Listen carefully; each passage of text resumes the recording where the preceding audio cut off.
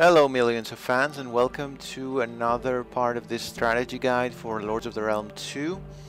Today I'm going to do something that I've been wanting to do for quite some time, ever since I created the first part of the strategy guide, to talk a little bit about the mercenaries in this game. Now, mercenaries are useful. They are quite useful indeed. They have a lot of advantages, and apart from the fact that they cost money, they have no disadvantages.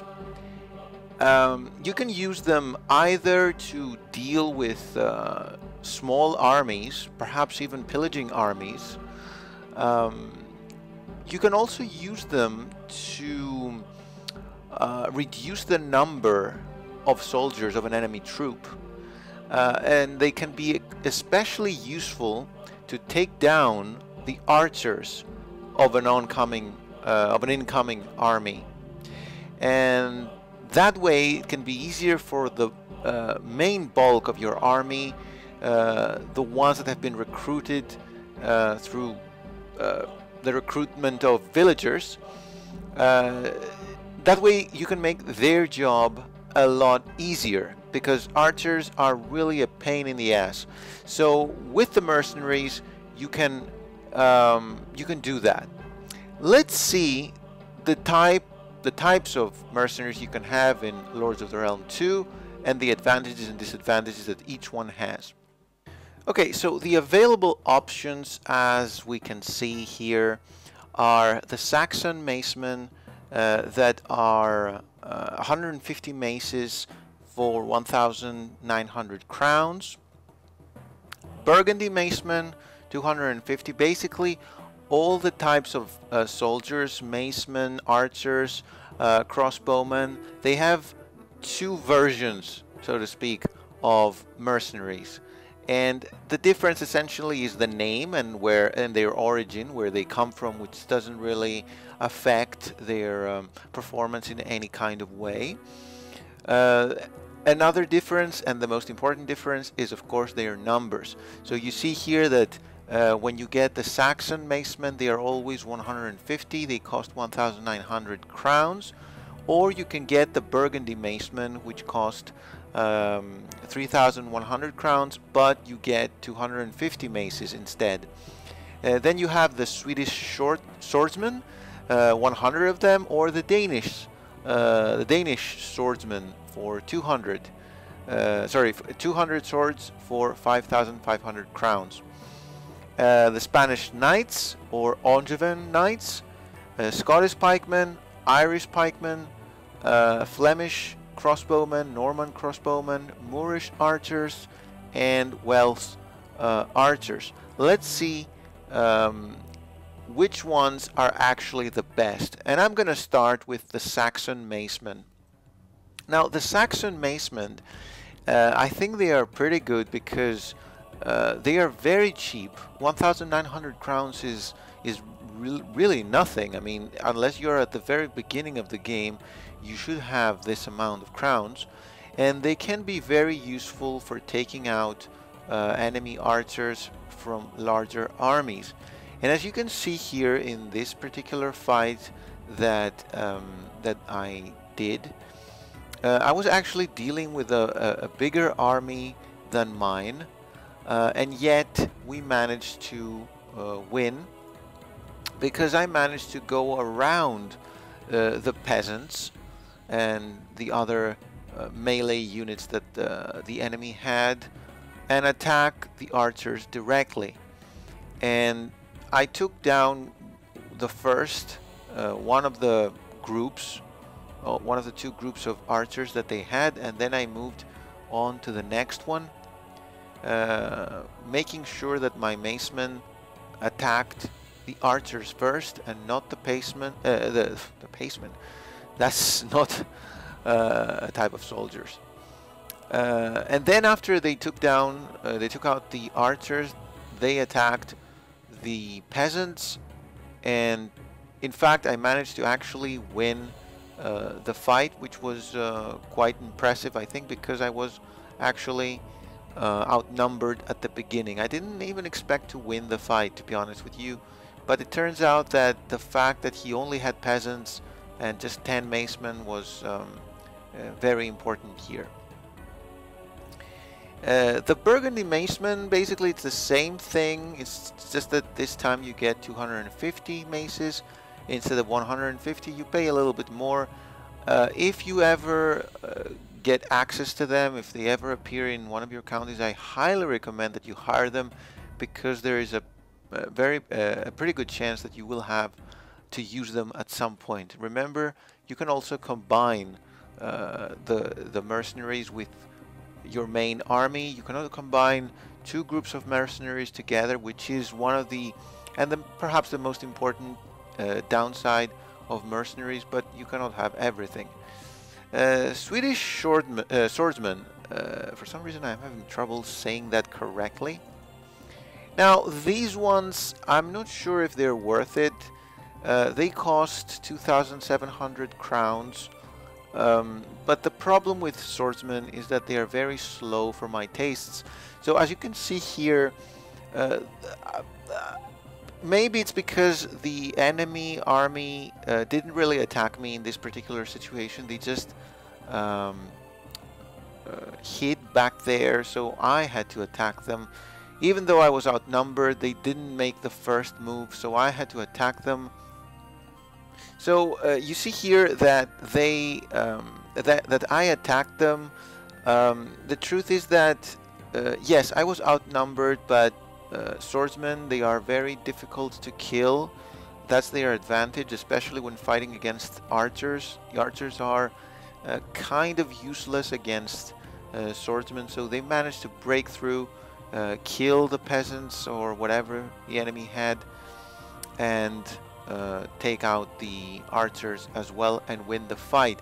But overall, if you want to use them for attrition, they're not the ideal option just because of their speed. Most of the times, if you're dealing with a very big army, depending on how the enemy chooses to move his or her melee units, maybe it's gonna be impossible for you to get to the archers without going through the melee units first. And of course you have the Danish swordsmen, that they are once again swordsmen. The difference is that you have 200 instead of 100, and you can see that the cost is actually it's actually larger than it would have been if you had hired two groups of Swedish swordsmen. I haven't done the same thing for the Maismen, the same calculation. In this case I did it because it's so easy. You can see that two groups of Swedish swordsmen would cost 5,400 crowns, while one group of Danish swordsmen, which gives you 200 swords, costs 5,500. So in theory and in reality, it's better if you have two groups. Obviously you cannot put them to fight together, so yeah, anyway, 5,500 crowns is a lot of money. The truth is, of course, you get 200 swords. These guys are pretty powerful, especially when you auto-calculate a battle instead of taking it yourself. In fact, I recommend that you do that when you have knights, when you have swordsmen. Now, speaking of knights, you have the option between, well, depending on what appears in your county, either the Spanish knights that give you 50 knights for 2,700 crowns, or the Angevin that are 100 knights for 5,500. Pretty expensive, but I think that they are much better than the Danish swordsmen that cost the same, but I think they are much more efficient. And you can see here, actually in this case I had the Spanish knights, only 50 of them. They didn't really manage to win the fight. Of course I was fighting against 499 enemy soldiers. At least they managed to take down or at least take down some of the archers, not all of them. So if I had 100 knights, I think this fight might even have been won finally. Because knights are very powerful, and especially when they are mercenaries, I highly recommend that you get them. The next ones, of course, are the Scottish pikemen and the Irish pikemen. We see here a fight of Irish pikemen. They are actually quite good. They didn't manage to win this particular fight, but they took out a lot of enemies. And in fact, if perhaps if I had handled it better, maybe they would have won. But keep in mind that the problem here is that pikemen are very slow. So if you're trying to get around the melee units of the enemy and to the archers, it's gonna be a little bit tricky, and especially if the landscape doesn't help you, doesn't make things easier for you, then it's possible that you just get trapped in a fight that you cannot win. But you can easily use the 200 pikemen to dig moats, so that you don't have to waste villagers of your own for that really unpleasant task. And yeah, and of course you have to choose you can choose either between 100 pikes or 200 pikes. Both of them are relatively cheap, so if you get them in one of your counties, I think you should actually hire them. The next ones are the Flemish crossbowmen and the Norman crossbowmen. Now, 100 crossbowmen, I'm not sure are enough to actually manage to do any considerable damage, especially when you are vastly outnumbered, as I was in this particular case. To be honest, maybe I didn't handle the fight so well. Maybe I put them in the middle of that place that the enemy archers could easily get to them.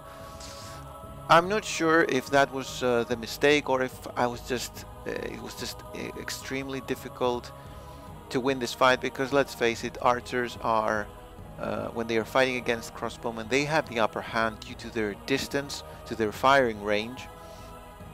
But I think that it's just that 100 crossbowmen is just way too small an army to make any difference. But if you can get the 200 crossbowmen, I think that despite the fact that they are quite expensive, 6,000 crowns for the 200 crossbowmen, which is actually they are actually the most expensive mercenaries. I think they are worth it, because they can really cause a lot of devastation to the enemy soldiers. And of course, finally, we have the archers. They come in two versions, either the Moorish archers or the Welsh archers. I think that in this particular situation, I think that you should only use archers, mercenary archers, for defense. Perhaps you can place them inside a castle and let them defend it, because otherwise, especially when they are outnumbered, and especially if you cannot combine them with melee units, then by themselves they are just they're just not powerful enough. And you can see here that even simple villagers, peasants, manage to just, you know, get close to them and hit and start hitting them and killing them, even before the enemy archers could actually make any do any damage. So obviously, yeah, in this particular situation I was vastly outnumbered. There was no hope to win this fight, and I don't think there was any hope to even at least cause some casualties. And I think more or less the same thing applies even for the Welsh archers. You get 200 bows in that particular situation, but I think that you should only use them either for defense by placing them inside one of your castles, or to combine them with another army that you have if you are planning to attack with them. So overall, I think that mercenaries are a concept in Lords of the Realm 2 that you should not neglect. You need them a lot of times. You need them for defense, and sometimes you can even use them to capture an enemy county, especially one that doesn't have a castle. But they can even, I think they can even capture counties with only, for instance, only wooden palisade or a motte and bailey, maybe a Norman keep, perhaps if you have 250 Burgundy mercenaries, if you're lucky, depending on the enemy, on the composition of the enemy defensive army, you can perhaps actually capture even a Norman keep. You cannot capture anything above that. There's just no way for you to do that. But overall, I think that you should make use of them, and every time you see this sword-like thing appearing on one of your town halls, you should just take the opportunity and get them, even if they are, like I said before. I said that the Flemish crossbowmen, they are pretty weak because they are only 100 and they cost 3,000 crowns. If you do have the money, I really suggest that you get them, because at least you can use them to destroy enemy pillaging armies before they cause any harm to your fields or whatever. So that was this part of the strategy guide for Lords of the Realm 2, the Mercenaries. I hope you enjoyed this part. Please leave your comments below if you liked the video, or if you have any insights on something perhaps that I missed while I was describing the whole thing. And thank you for watching. Take care.